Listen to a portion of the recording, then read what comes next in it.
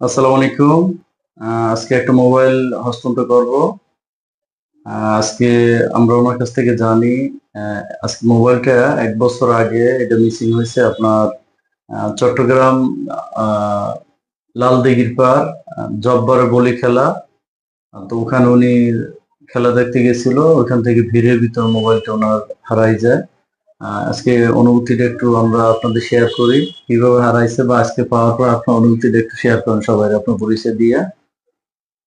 আসসালামু আলাইকুম।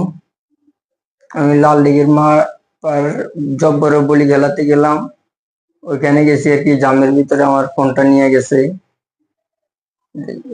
নেওয়ার পরে আমি অনেক খোঁজাখুঁজি করলাম, কোনো মতে সেট পাইনি আমার।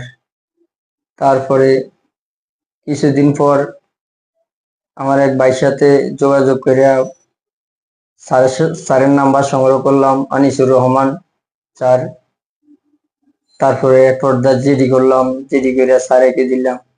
1 বছর পরে স্যার আজকে আমার ফোনটা যে উদ্ধার করলো, তাই আমি অনেক খুশি হইলাম যে স্যার, অনেক অনেক খুশি।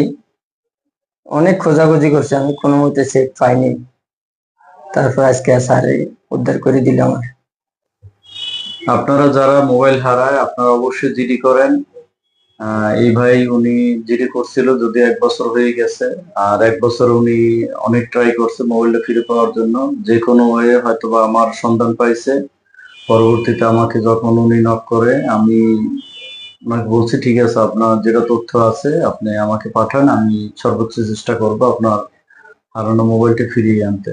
পরবর্তীতে অনেক খোঁজাখুঁজি পরে আমিও আজকে মোবাইলটা ওনাকে উদ্ধার করে ফিরিয়ে দিচ্ছি। সবাই দোয়া করবেন।